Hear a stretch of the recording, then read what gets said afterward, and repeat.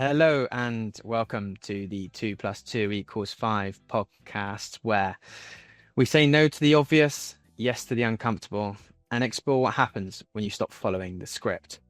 Exactly what I have not just done when introing this podcast. Today, joining me are my standard co-hosts in Paul and Lauren. But for the first time on this podcast, we welcome our very first and exciting guest, who's going to take a deeper dive into breaking the norm and certainly finding out how 2 + 2 = 5. That being said, I'd like to say hello and welcome to Paul, to Lauren, and to our first guest, Sean. Great to see you. Hi all. Hello, Nice to be everyone. on it. Thank you for the invite.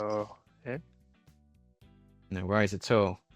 Well, I mean, starting today's podcast, it would be really good to maybe just get a feel for yourself, Sean, who we've got here, and maybe to some of our listeners, and maybe a little bit of an intro on yourself, just to give them a flavour for your background, and then we can look into diving into some deeper depths of what's brought you here today. Sean, Yeah, not just your absolutely. background, but your people and your family as well. Who is the man, Sean? Yeah, okay, well, absolutely. So I suppose start with work and then move on to the personal side. I come from a tech background originally, and I worked at many different organisations, mostly in the financial services sector. I joined Rothschild and Co., which I'm sure many of the listeners will know, 21 years ago as a software developer. I then soon became software development team lead, moved into a BA role, project management, program management, lucky enough to work with our wealth and asset management arm over in Switzerland for 2 years on a rollout of a front to back banking project, which was a great experience, amazing skiing, amazing hiking as well in the summer. Then moved back, had my son, who's now 13, and did a different role with wealth management around projects and running their project team. And then about 5-6 years ago, moved into HR as the head of HR systems, and morphed that team into HR systems plus change with HR. And then after 21 years, I decided to take a bit of time off. Took a nice long summer, did loads of nice hiking trips, went to America for a couple of weeks, Chicago and New York. Going over to see my family over in Ireland, where my mum's from, for a week. Not the greatest time of year to be doing it, I have to be said. It's a bit wet. Really enjoying a bit of time out with family, having a great time, trying to keep my knowledge up, trying to keep involved in HR tech, finance tech. Did you say your son was? Did you say your son was 13? Yeah, just turned 13. Yeah. How's that changed your life? That's all right. It's not too bad. He's a pretty good lad, so it's fine. He could be. He's just a nice kid, really, as a whole. So I'm quite. How was the first few years of his life compared to the latter few years of his life that you know, especially coming into the teens now? It's a good question. I suppose the first couple of years, there's no, trying to bring it back to business as well, but no real engagement. It's kind of like they're there, they cry, they poo, they wee, and they scream when they want something. So, but They're poop, now it's fart, very and sleep, different. right? Yeah, exactly. Yeah, Oh yeah, I sleep. forgot about. And you want them to birth sleep fatigue. more, but they don't Yeah. sleep, and he didn't sleep much. He's extremely different now. Yeah, he's great fun. Yeah, to be around. We're amazing times. He's enjoying his life, being the best he can be. So yeah, it's good. Enjoying life as everyone should do. Do you feel like you just said your son doing the best he can be? Do you feel like you're doing the same? Do you feel like you've been over the last few years being the best you can be? If you don't put everything into who you are, not just about work, but about your personal life, if you don't do everything to be the best you can be, sounds a bit heavy, but I don't really see the point. You really need to put that effort in. So, whether that's keep yourself fit, whether that's socialize, whether that's, some people want to work and that's what drives them. I've got a great friend of mine, and funny enough, who I visited in Chicago, and he works ridiculous hours, but that's what drives him. That's what he loves. and he's a very happy man, a very rich man as well from all the work he's been doing as a senior partner in an organisation. But no, definitely want to be the best you can be. From the background I come from, or the culture, let's say Indian culture, I was brought up in India too, right? So the culture there is that you stay at home with your parents till you're 30, 40, and your dad sort of plans your family maps your career out for you, and you're, from the age of like 2. So are you the sort of guy that mapped out your career and sort of knew step by step, or did you sort of create your own path, and how did you get to where you are? Where did it start? I wanted to go to university. I've always been interested in science. Initially, I was thinking about this and a bit of prep for this, and you can look back. I wanted to be a vet. I probably wanted to be a spaceman before that, and a fireman, etc. But when I was about 14, 15, I loved the maths, loved science, and I thought, and I loved animals. I had a dog, would do rabbits, guinea pigs, etc. And I wanted to be a vet. I then have to be honest, I didn't get the grades at school to my A levels to go on to do veterinary.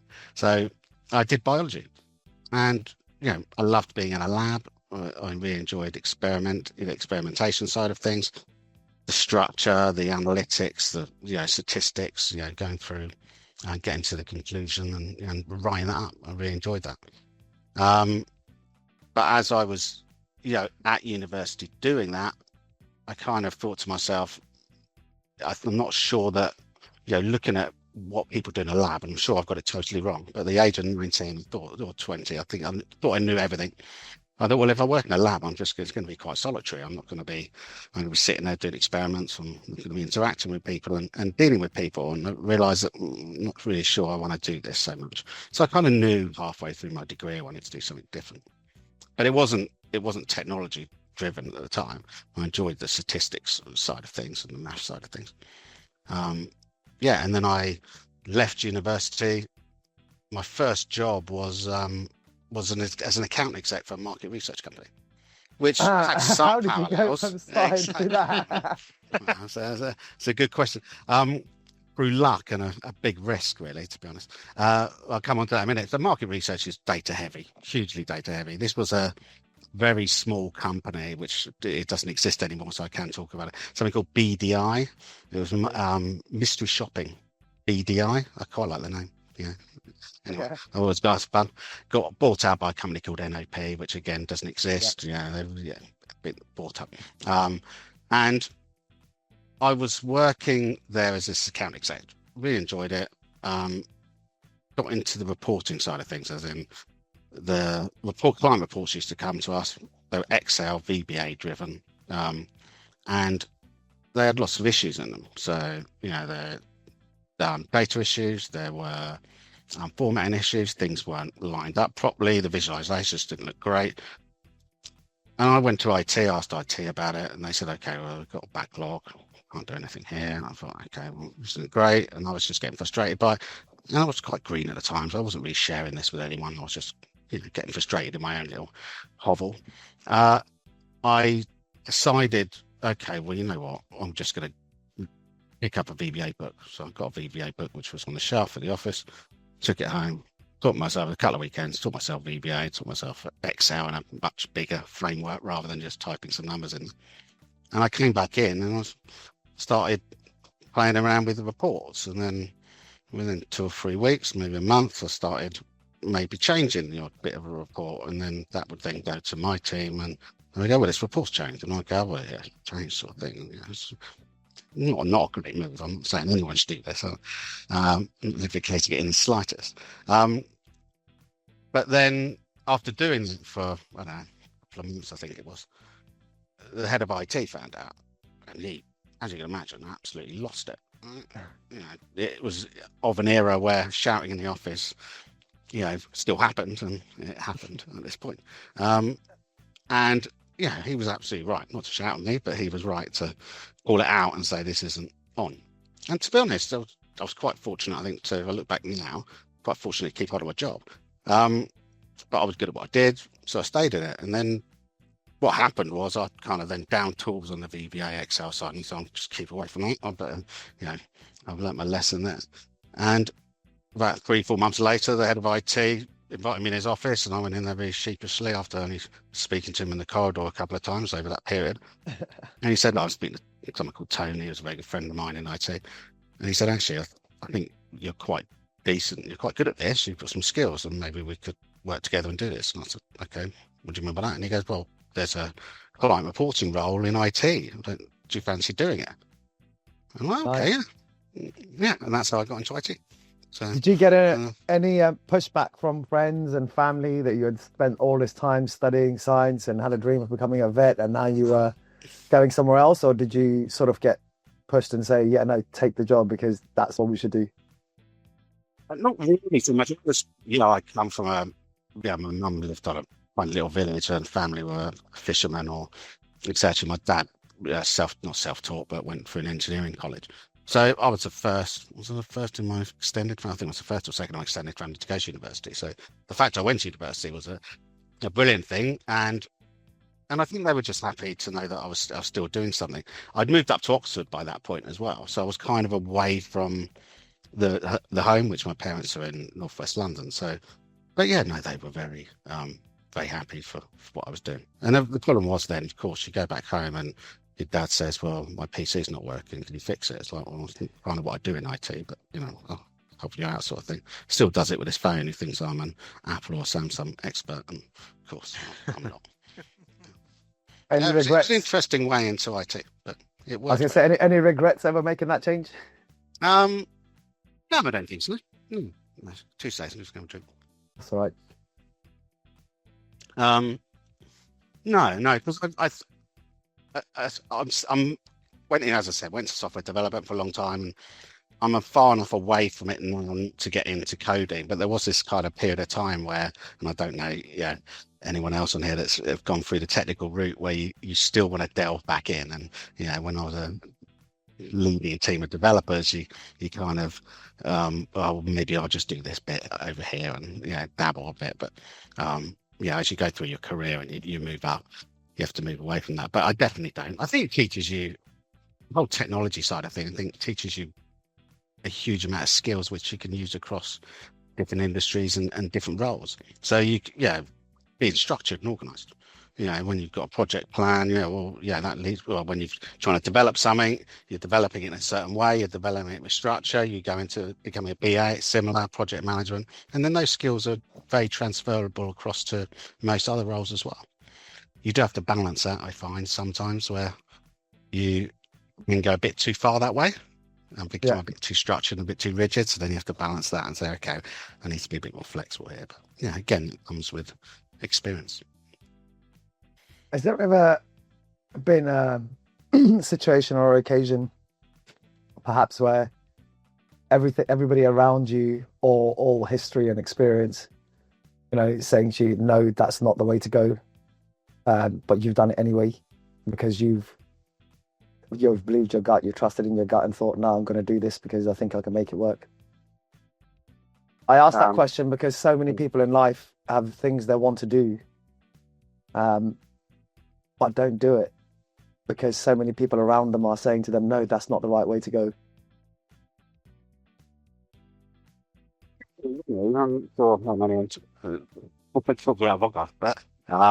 Joking aside, I suppose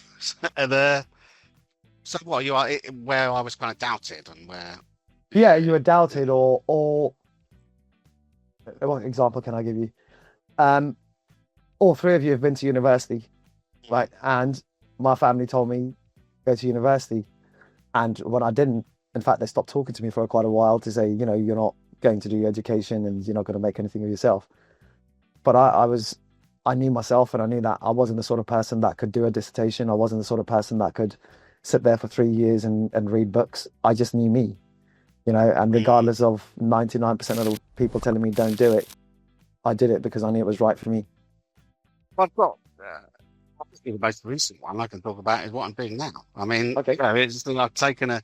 Well, let's talk about that actually, because you were there for 21 years, right? Yeah, exactly. Yeah, and I loved and I still love Rothschild. I've got great friends where I've met some amazing leaders, some amazing people I've worked with over the years. And what I used to do at Rothschild is, as I kind of alluded to earlier, I did so many different roles there. But I would say on average, I'd move a big move would probably be every 5-ish years, sort of thing. And I moved from IT. I worked in wealth management on their project. As I said, I worked in Switzerland. I moved to HR, and it kind of got to that point again where I was thinking I wanted to do something else. But the higher you go up in an organization, the less roles there are. So the less roles there are to move into. And it kind of got to that point where I had very honest conversations with our HR partner at the time and my boss saying, well, I'll start looking around internally. I'd love you to reach out to your contacts as well and see if there's anything else. But if there isn't, I'll move on, and we'll all leave as friends, and you'll buy me a nice present and do a nice leave and do for me, and we'll all move on.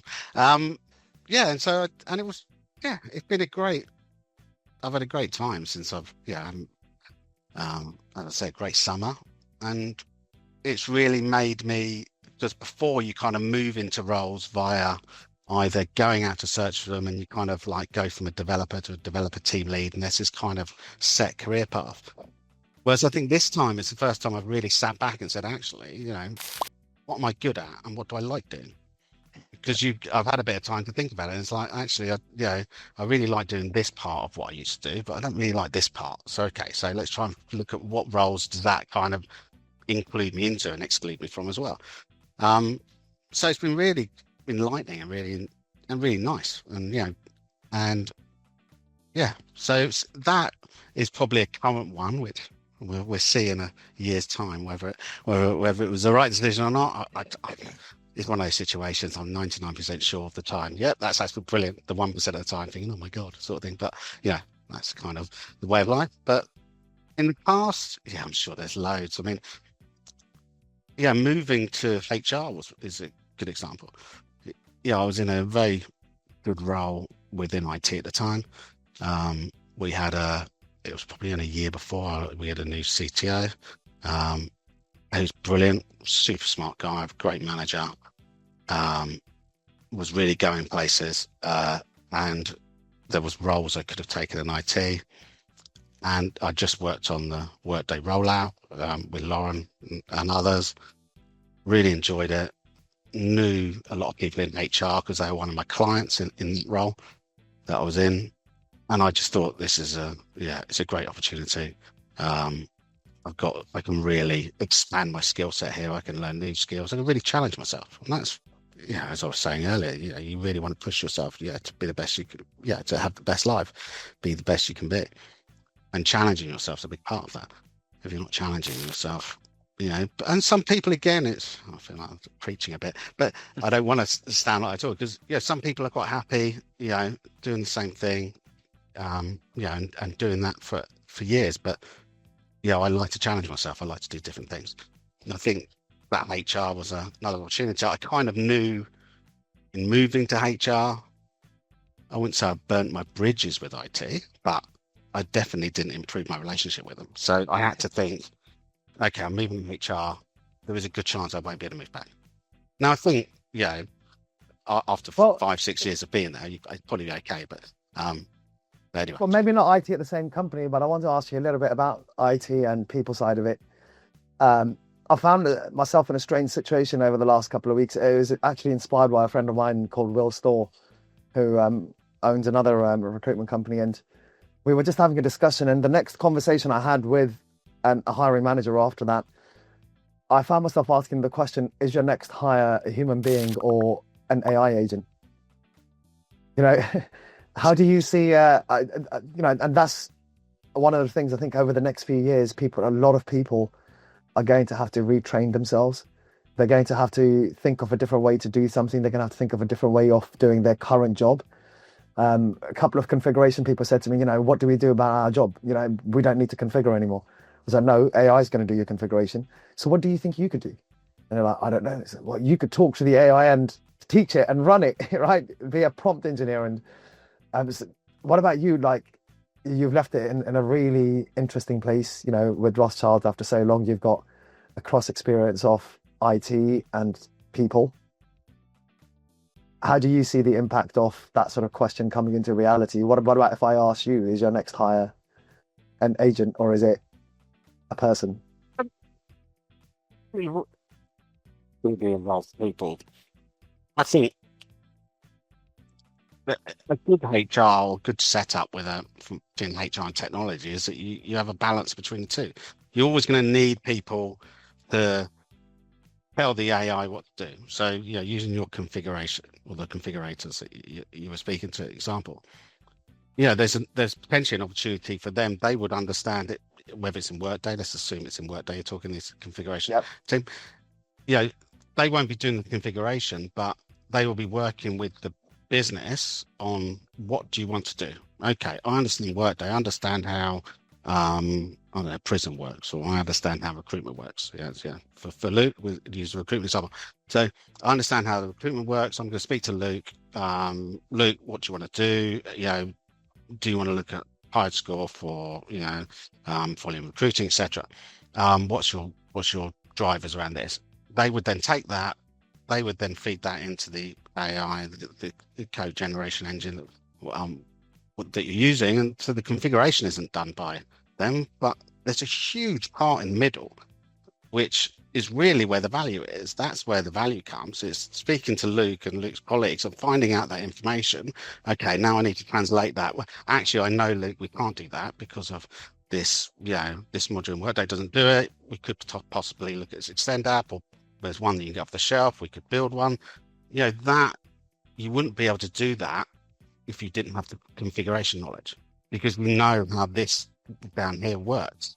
So sitting between the business, being Luke in this example, the recruitment team, and the technology is still going to be huge, and that area will just grow. Whereas these things become automated, this area grows. So instead of only, I don't know, lines of code, only develop 500 lines of code in a day, you can now develop 2,000 because, or 5 new use cases rather than 2 use cases, because you've got a team here which is growing because you haven't got developers down here.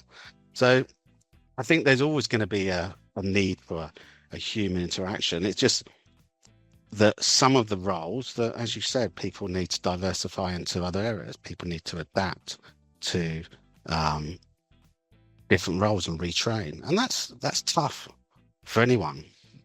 So and it's training, going back to I can't think of ever going back to university and doing exams or anything like that. I hate that. That'd be horrible. What are you doing outside of work, Sean? What do I do? So I spend a lot of time with family. I'm in the process of getting builders and architects around to my girlfriend's house, which needs totally renovating, which is fun, and it's scaring me a bit because I've done it before on a house. So you kind of think, oh, it'll be okay this time, and it's just going to be painful. So I'm doing all that. As I mentioned, do a huge amount of hiking, a lot of cycling as well. I was doing kayaking in the summer, which was nice. Great. And my friend just invited me to do the Serpentine 4-mile swim next year, which I might sign up to that, but we'll see. I know Lauren likes a bit of surfing as well. 4 miles swim? Where's that going to be? In Serpentine in Regent's Park, which isn't probably the biggest. I was going to say it might be a bit dirty. Probably not. I'll bring a cup of coffee and come and sit there and watch you. You could bring your fishing rod, Paul. So you could. Oh, yeah. Do a bit of fishing. As much exercise as I can, I suppose, to keep myself fit, and off to Ireland, as I said, see my family over in Kerry, in what will be wet, so I've been inside a lot of the time, maybe in a couple of pubs and restaurants. I want to throw back to your time in Rothschild. You spent a long time in Rothschild. Is there kind of like a highlight that you could pick out from your time in Rothschild as like one of your favorite highlights? Working with you. Working with me. That's what I should have said. I can't say it. But it was an amazing opportunity, an amazing time.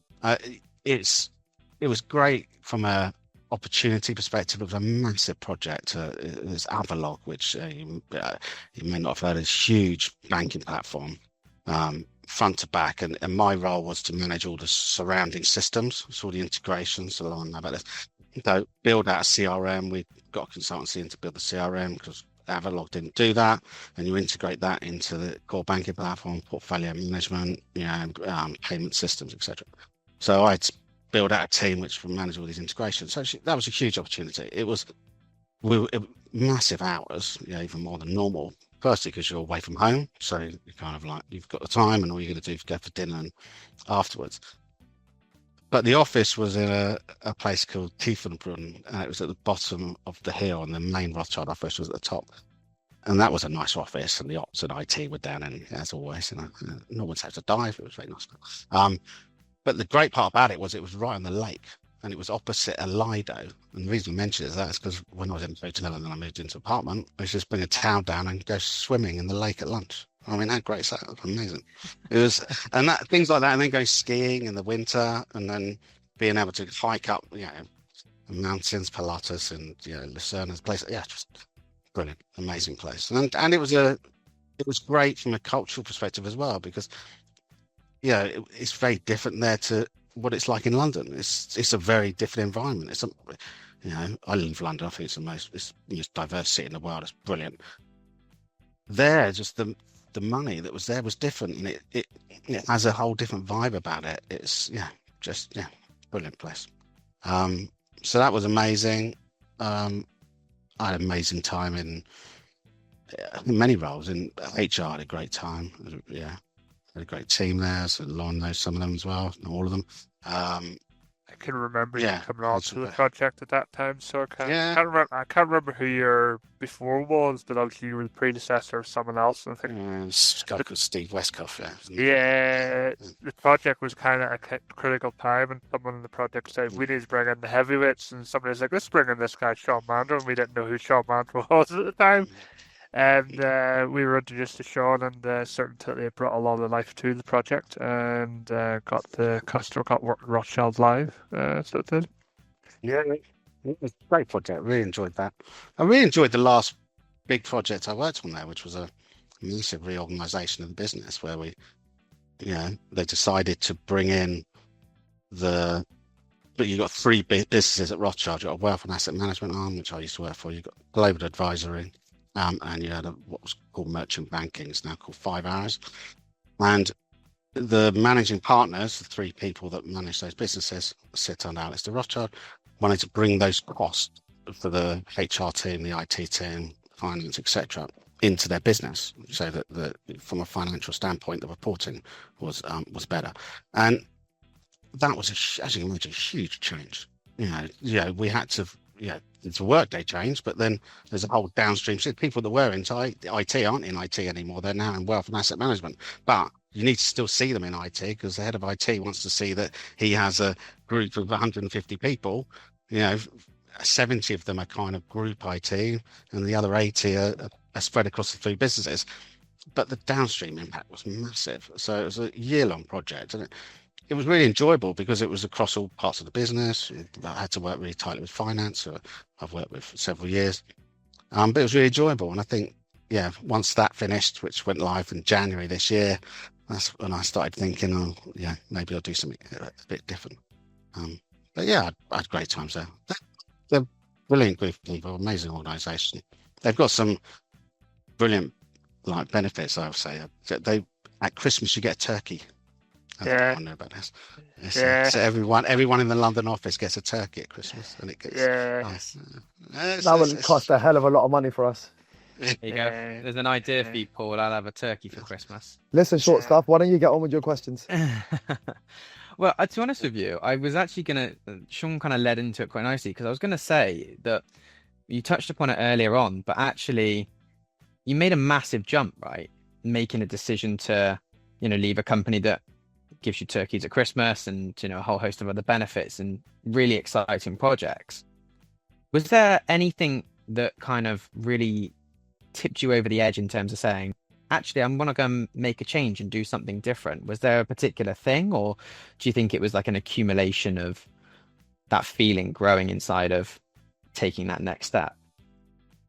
I think maybe it wasn't an accumulation. I think big project was one element, this reorganization, because we finished it in January, and I loved doing it. And it was intense. It was, a lot of work. We were huge collaboration, massive project plans, which were managed by a great friend of mine, Christian, in the group project team, and that finished. And then I thought, okay, there's still huge amounts we can do in HR and HR systems. But I'd been there for 5-6 years. I'd done a lot of great projects there already. Bringing in employee engagement with Peakon, bringing in Prism, using Prism for an executive compensation system, which is a great project. And I thought, okay, I'd like to do something a bit different. I'd like to do, do I want to be, in the same role for the next, 3-4 years? And it's, Rothschild's not a massive organization. It's not like a big Goldman Sachs or anything like that, where you've got lots of opportunities. There's not that many opportunities to move up, and I've moved across as well, which has worked. And I thought I'd explore it, see if there's opportunities in other parts of the bank, knowing that, there's a good chance there wouldn't be, because I'd obviously felt it out by going for coffee with people and COOs in businesses and finding out what's going on there. I knew there's a good chance there wouldn't be, and I thought, well, you know what? Spoke to my girlfriend about it. We had a chat about it. We thought, maybe it is time to move on. Maybe it's time to look for something else. And it is. It's nice. It's a nice opportunity. As I say, sometimes it's a bit scary, but most of the time it's like, you know what? This could be, to do something different. Not massive. I'm not going to, move to Jamaica and rent jet skis or something, but something that's in the space of what I've worked in before. But maybe something a bit different on the client side or on the partner side, or the vendor side rather than client side, so that'd be interesting. We'll see. So I think I'm looking forward to it. What's next for Sean Mandrill? Sorry? What's next for Sean Mandrill? In what respect? You mean work or just in general, person? work, whatever? Where do you think you're going to end up? I don't know. I mean, I think where I fit best, I think, is between the technology and the business. So what I was mentioning earlier when I was using recruitment as an example, building relationships and building teams in the area and translating, not maybe me myself, but building a team to translate what the business need and implementing it in here and making sure that it is supported, making sure that is, as an operating model, make sure that it's set up properly. And, not just doing it, as a kind of point and shoot, all right, done, let's move on to something else, but making sure that whole relationship's looked after. And one of the things, if you'll know from working with me for years, is, banging the drum. I'm really good at building relationships and maintaining relationships and nurturing relationships. So it's really important that, that whatever I work on is solid and is still working, many years in the future. So, I think somewhere there, but again, that could be working in for another bank in a similar role to what I've done before. Could be working for, partner, could be working for Workday, could be working for SAP, it could be working, it's opens up lots of different roles. So, Sean, it's quite interesting. Don't rule out the jet skis in Jamaica, though. I think you were onto something. Drop my there. headset. Did you see that? You're been in Jamaica, so we quite hard to get it. Quick question for you. You've been mentoring people. You've obviously been at the same company for a long time. And I quickly went on LinkedIn to make sure that I didn't misquote your age here. We want to give some advice to millennials and to Gen Z who think that work is easy and we can turn up to, work in t-shirts and hoodies like me. But so I've got a couple of random questions that have been gathered from the team for you. Just three. The first one is dressing up nicely important for meetings? Important meetings?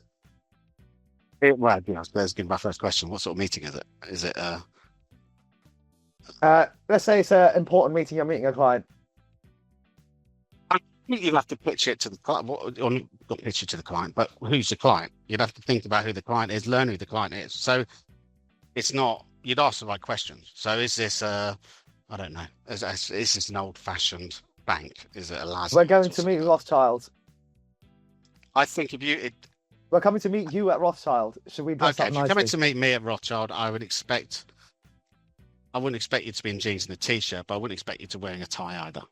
So I'd expect you in a shirt, trousers, and shoes. And I think most people would as well. But if you were going to meet the head of the Global Advisory Bank in the UK, I would say make sure you wear a shirt, make sure it's a white shirt, make sure you have a tie on and proper black shoes, sort of thing. And because I think it really depends on your audience and who you're meeting with. Right, I'm 100% with you, and I'm totally against this Gen Z culture of turning up in Crocs and flip flops to works and t-shirts, and then saying I want to work remote. No, but at least that's coming from two of us now, not just me. Second one, again, I think the new generations are quite soft. They always have to be nice, and you can't say anything horrible. When you want to succeed at work, do you sometimes need to be selfish or an arsehole? Because I see Elon Musk, and he's not a nice person, is he? And neither was Steve Jobs. Yeah, true. I think you have to be. I think the times have changed. I mentioned earlier about that head of IT shouting at me. I don't think that is how you can manage a team. I think you need to be supportive of someone, but I agree with you fully in that there is an expectation of hard work. Now, that hard work doesn't mean you need to be in at 7, you need to be leaving at 10. All right? It means when you're in the office, you've got your deliverables. I expect you to deliver. If you can't deliver it for whatever reason, then speak to me early. I can't do this. My child's ill. I've got to go see my mother. Whatever. Flexibility, absolutely. Go look after your children or whatever. But I expect a certain amount of hard work from you and creativity. That's key as well. So it's not especially if you come from if this is a professional role in a consultancy like yourselves and things like that, it's some roles, of course, you go into certain roles and it is just I'm do this or do that. You follow a kind of set of tasks and you do it again, like manufacturing or whatever. But if you're in a consultancy based role, I think you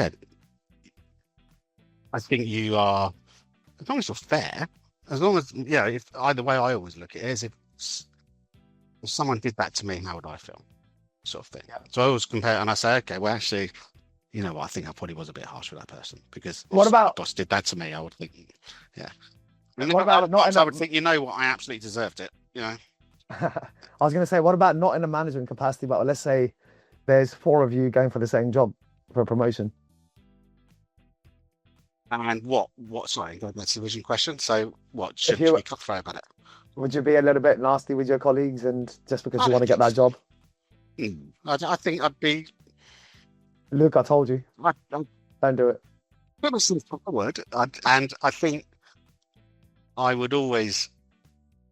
I suppose you probably wouldn't be fully open, as maybe with 3 other people that you knew were going for the role, but you don't know what's going to happen in 6 months' time, do you? You don't know if then that person gets a job or then gets promoted and then they find out. I don't know, but I just think, you can be competitive in a way where you're not feel like you're screwing someone over. Sean, I tell them what my plan is and then tell them I'm going to nail it. You say that. I mean, more confidence, and I think you go in there and you can play the game. And my brother's girlfriend's an actress, I'll use as an example. So the role she goes is horrific. She goes to things people more or less trip you up walking through the door, hope you bang your knee so you don't get the gig. Wow. It's like really cutthroat there. Taking the expression break a leg to the limit. Yeah, true. Good. We spoke a little bit about AI earlier. Yeah. Would you let AI choose your next holiday and plan your next holiday for you? I've heard of this. No, it's totally different thing. But would I? Depends how important the holiday was. So I seem to answer a lot of questions. If it was I know why you're a great consultant. I was gonna. You can see the career coming out, can't you? The questions and breaking things down. My anniversary weekend away in the new year, my girlfriend, I'd say no because I wouldn't risk it. If it was me and my mates going to Anglesey hiking, which we did quite recently, I'll say go for it because it doesn't really matter, does it? We're just going to end up go for a hike and then a couple of beers and then a meal. So Yeah, I think, and AI at the moment is maturing all the time, as we all know. So again, in 6 months' time, it will be very different. I'm sure loads of people. There was a service someone spoke about, was you can say, okay, I want to go somewhere that's got a beach. My budget is 1,500 quid, and we're going for 2 weeks. I don't want it in Europe. And then they come up and say, okay, just turn up the airport at Heathrow, and then you find out when you get to Heathrow where you're going. And I thought that's quite a cool idea. And I put money, they use AI for that, or big parts of it. So it depends. Some people would want total control over it, but I think that'd be quite cool. I'm certainly never going to let AI plan my holiday. Mhm. I've got to be in complete control of my destination, of the hotel, of what I'm drinking, what restaurants I'm eating. And you're the man with the big spreadsheet with the at 9 a.m. we're doing this, and at 11. No, I make it, and then give it to my everything's wife an to Excel create spreadsheet. Excel, one of the best tools ever made. Right, to finish off, we're going to do a little fun section for you as well. We call it Math or Myth. I'm going to give you a few statements, and then you can tell me whether that's math and it's still, yes, it's still applies today, or it's myth and it's just something that people make up. Yeah. Let's just start with the first one. Chat GPT for dating advice, math or myth? For what advice, sorry? Dating advice. Well, it's got to be a myth. Luke, don't use it. Working from anywhere. Do companies actually allow that? Math or myth? Legally, so I think that's myth. It definitely Yes. is myth. Oh. Coffee equals productivity. It's still myth. It might in the short term, might for an hour until you hit the dam, but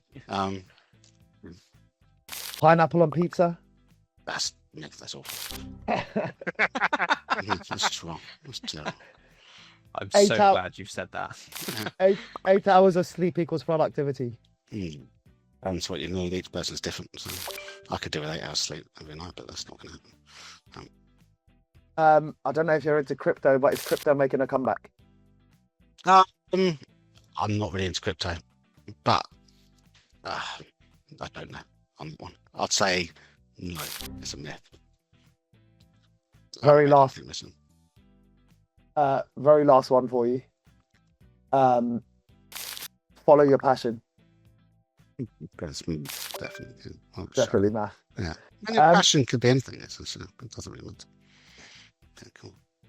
I know that you're going to be looking into your next step of your career, and hopefully we'll be working with you to help you on that. But have you got any advice for anybody listening who perhaps are being given lots of different bits of advice from lots of different people as to how they make up their mind and how they get to where they are, where they want to go? How you got to where you want to go? I think it's your time. I'm, as I mentioned, I was the scientist in me from my biology degree days. Yeah, do the analysis.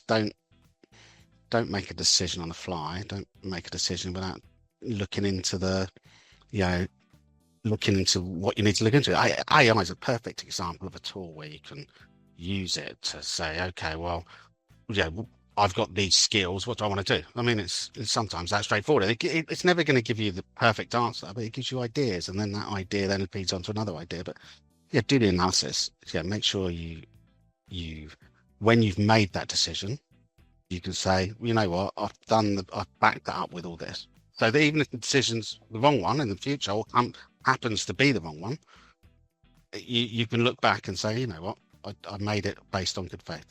I think that's important. I guess last question for some advice for the three of us. Any tips on being podcast hosts? I don't think so. I quite enjoyed it, to be honest. Always good. It's well set out. Yeah. Send the backgrounds if you want people to have the backgrounds. Send the background. Bit of advice. Yeah, well, I'll get some new good backgrounds. We're going to get them made. But over to you, Lauren. We've only No just had worries. these What put a- in. This was Yeah, a big here we enough are. upgrade as it was. It took 6 months to get these backgrounds in. Anyways, Sean, we'd like to take the opportunity to thank you for coming on this episode of 2 + 2 = 5. It's been quite a fascinating episode to learn a lot more about you. But to the listeners, we want to just say thank you for listening in. If you enjoyed this, we'll see you again in 2 weeks' time. If you didn't enjoy it, we'll still be here doing the math that doesn't add up. And thank you from me, thank you from Paul, and thank you from Luke. And we'll see you on the next one. Thanks. Thank you. Thanks, everyone. Take All right. care. Speak soon. Bye bye. Speak to you soon. Bye bye.